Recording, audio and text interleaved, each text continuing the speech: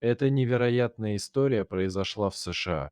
Восьмилетний Кинан бестолково сидел за кухонным столом в маленькой квартире, ожидая свою мать.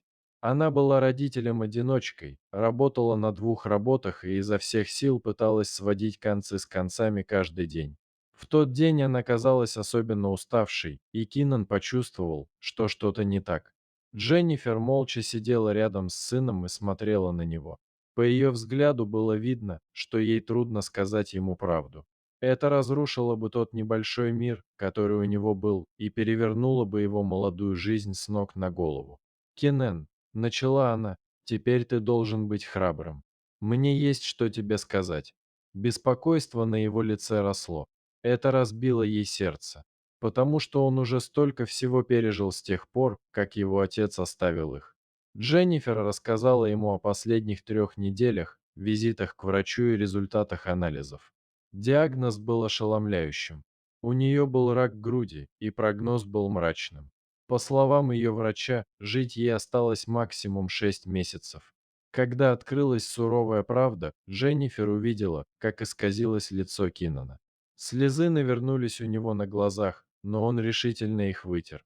Дженнифер сжала его руку и пообещала драться. Но дорогостоящее лечение и лекарства в сочетании с меньшим количеством рабочих часов создадут финансовые проблемы. В этот момент Дженнифер уже не могла сдерживать слезы. Поведение Кинана изменилось. Он сделал смелое лицо и вдруг показался намного старше. Он хотел показать матери, что он ее поддерживает и сделает все, чтобы помочь ей. Однако в глубине души Дженнифер знала, что и на этот раз лучше не будет. Но было еще что сообщить. Финансовые трудности также повлияли на их рождественские планы. В течение года она работала над тем, чтобы подарить Кинану лучшее Рождество, которое у него когда-либо было. Но теперь этот проект оказался в опасности.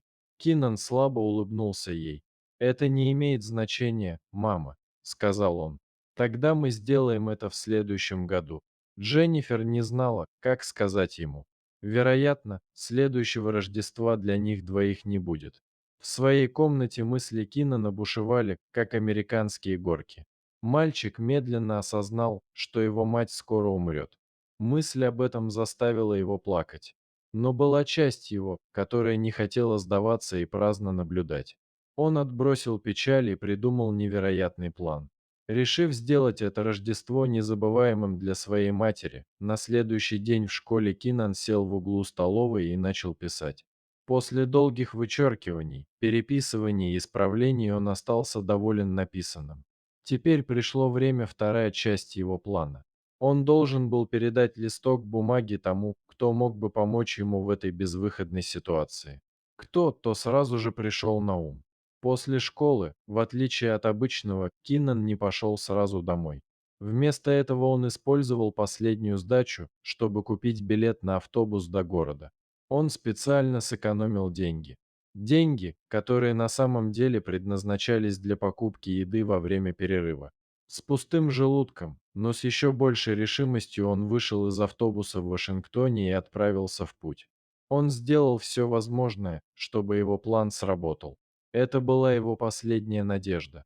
С этого момента история должна стать действительно интересной. Мальчик подошел к человеку по имени Эндрю Стайлз. Эндрю Стайлз присоединился к морской пехоте США 3 годами ранее и в настоящее время находился в Вашингтоне. Когда Кинан был в городе несколько недель назад, он заметил солдата. Мальчик подошел к нему и протянул ему записку. В ребенке было что-то особенное, что Эндрю почувствовал еще до того, как открыл записку. Когда он, наконец, развернул записку и прочитал ее, он тяжело сглотнул и был вынужден сдержать слезы. Этот ребенок отчаянно нуждался в помощи. И это именно то, что солдат хотел ему немедленно дать. Эндрю достал из кармана сотовый телефон и набрал номер. Без ведома Кинана план ребенка начал приходить в действие. Когда на следующий день Кинан вернулся из школы домой, его ждали 3 морских пехотинцев в полной форме. Они приветствовали его так, как будто он был одним из них. Мальчик сначала растерялся. Его план действительно сработал. Затем он сообщил о своей безнадежной ситуации и о том, что хочет подарить своей матери самое лучшее Рождество на свете. Солдаты сострадательно улыбнулись. «Ну, солдат, вы один из нас. Мы поддержим вас в вашем начинании», — сказал Андрей и начал обсуждать план с мальчиком. Кинан начал считать дни до Рождества. Он знал, что грядет что-то особенное. Ему нравились морские пехотинцы, которых он встретил, и он знал, что они сделают все возможное. Теперь оставалось только сохранить тайну от матери. На Рождество Кинан помог матери встать с постели, искупал ее и подбадривал. Потом он повел ее на кухню и сел с ней за стол. «Что ты задумал, Кинан?» — спросила она, подмигнув. «Ты что-то задумал. Я это вижу». В этот момент в дверь постучали. «Сиди, мама, я пойду», — сказал Кинан. Он вскочил и бросился к двери. Там стояло 9 морских пехотинцев. У каждого из них под рукой особый вклад в фестиваль. Индейка, ветчина, овощи и десерт. Даже елка и подарки. «Куда им идти, товарищ?» — с улыбкой спросил Андрей. Кинан сиял от радости и показал им путь. На кухне Эндрю представился, сержант корпуса морской пехоты США Эндрю Стайлс к вашим услугам, мадам. Садись, и мы накормим тебя обедом. Слезы текли по щекам Дженнифер. Она протянула руку и взяла Кинана на руки. «Ты сделал это?» Кинан улыбнулся, и Дженнифер поняла, каким особенным мальчиком он был.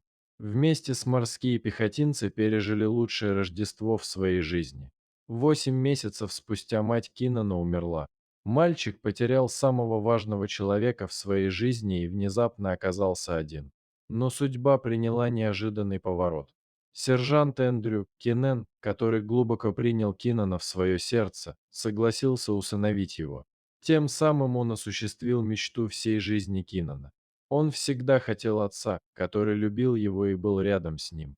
Но взамен у него был самый важный человек в его жизни, пришлось отпустить свою мать. Но Кинан был уверен, что она гордилась им.